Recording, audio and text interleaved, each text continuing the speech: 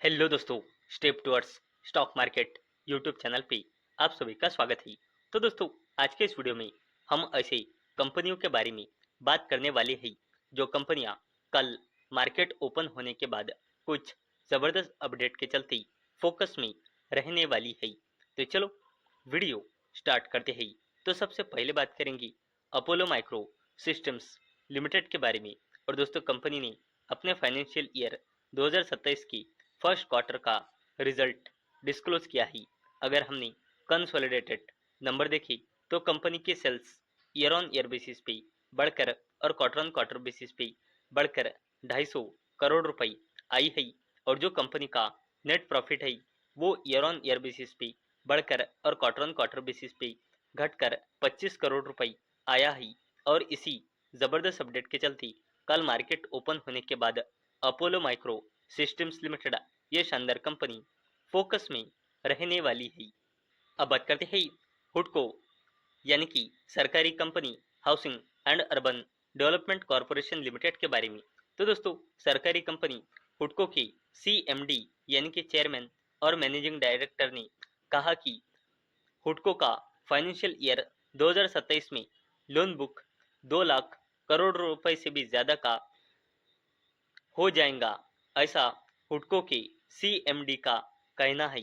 और इसी जबरदस्त अपडेट के चलते कल मार्केट ओपन होने के बाद सरकारी कंपनी हुडको यानी कि housing and urban development corporation limited focus में रहने वाली है। अब बात करते हैं हुंडई मोटर इंडिया लिमिटेड के बारे में। तो दोस्तों, हुंडई मोटर इंडिया लिमिटेड के CEO ने कहा कि कंपनी को उम्मीद है कि उसका एक्सपोर्ट वॉल्यूम रिकवर होगा फाइनेंशियल ईयर 2027 के क्वार्टर 2 से। और दोस्तों, ये जो कंपनी का एक्सपोर्ट डिक्लाइन हुआ है ये हुआ है वेस्ट एशिया के वॉर और टेम्पररी प्रोडक्शन डिसरप्शन के चलते। और इसी जबरदस्त अपडेट के चलते कल मार्केट ओपन होने के बाद Hyundai motor India limited focus में रहने वाली है। अब बात करते हैं अनंतराज लिमिटेड के बारे में। और कंपनी ने अपने फाइनेंशियल ईयर 2027 के फर्स्ट क्वार्टर का रिजल्ट डिस्क्लोज किया है। अगर हमने कंसोलिडेटेड नंबर देखे तो कंपनी के sales year on year basis पे बढ़कर और क्वार्टर ऑन क्वार्टर बेसिस पे घटकर 631 करोड़ रुपए आई है। और जो कंपनी का नेट प्रॉफिट है वो ईयर ऑन ईयर बेसिस पे बढ़कर और क्वार्टर ऑन क्वार्टर बेसिस पे सेम रह के 149 करोड़ रुपए आया है। और इसी जबरदस्त अपडेट के चलते कल मार्केट ओपन होने के बाद अनंतराज लिमिटेड फोकस में रहने वाली है। अब बात करते हैं JSW एनर्जी लिमिटेड के बारे में। तो दोस्तों, JSW एनर्जी लिमिटेड ने Maruti clean coal and power limited जिसकी कैपेसिटी है 300 मेगावाट की, उसका जो एक्विजिशन है वो पूरी तरह से कंप्लीट कर लिया है। जिसके चलते JSW एनर्जी की टोटल ऑपरेटिंग कैपेसिटी बढ़कर हो चुकी है 14.8 गीगा वैट की। और इसी जबरदस्त अपडेट के चलते JSW एनर्जी लिमिटेड फोकस में आ चुकी है। अब बात करते हैं गोदरेज प्रॉपर्टीज लिमिटेड के बारे में।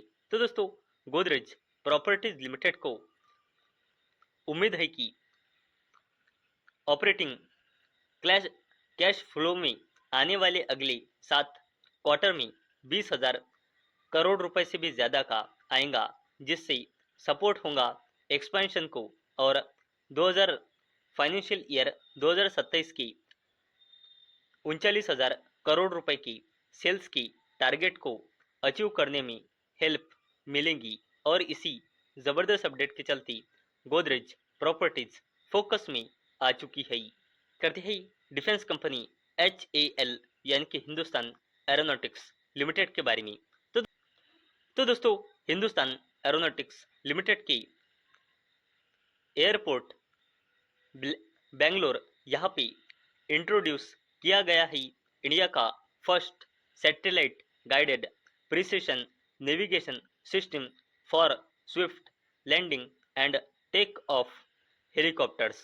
और इसी जबरदस्त अपडेट के चलते कल मार्केट ओपन होने के बाद HAL यानी कि हिंदुस्तान एरोनॉटिक्स लिमिटेड फोकस में रहने वाली है। अब बात करते हैं मारुति सुजुकी इंडिया लिमिटेड के बारे में। तो दोस्तों, मारुति सुजुकी इंडिया लिमिटेड के chairman RC.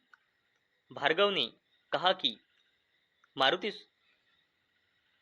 Maruti Suzuki India limited को उम्मीद है कि domestic passenger vehicle market financial year 2031 तक बढ़कर हो जाएगा 61 लाख से लेकर 63 लाख यूनिट्स तक, और इसमें स्मॉल कार्स और स्पोर्ट यूटिलिटी व्हीकल सेगमेंट की ज़बरदस्त डिमांड हमें देखने को मिलेंगी। और इसी ज़बरदस्त अपडेट के चलते मारुति सुजुकी इंडिया लिमिटेड ये शानदार कंपनी कल मार्केट ओपन होने के बाद फोकस में रहने वाली है।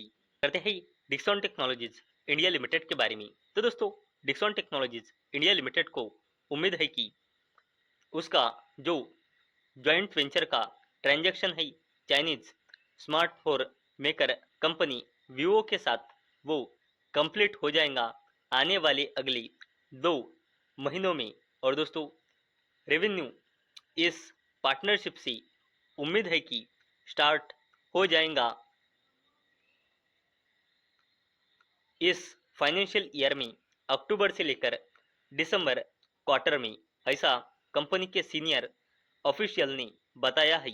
और इसी जबरदस्त अपडेट के चलते डिक्सन टेक्नोलॉजीज इंडिया लिमिटेड ये शानदार कंपनी कल मार्केट ओपन होने के बाद फोकस में रहने वाली है।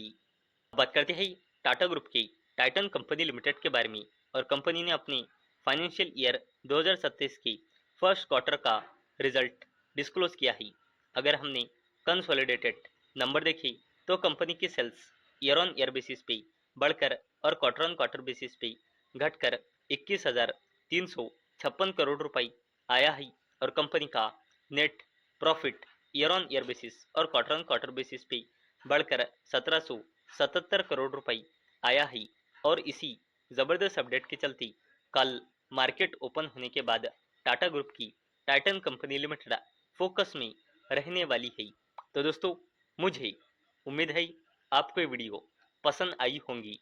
तो दोस्तों, अगर आपको ये वीडियो पसंद आई होंगी तो इस वीडियो को लाइक करें और चैनल को सब्सक्राइब करें। और दोस्तों, मैंने ये वीडियो सिर्फ और सिर्फ एजुकेशन और इन्फॉर्मेशन पर्पस के लिए बनाई है।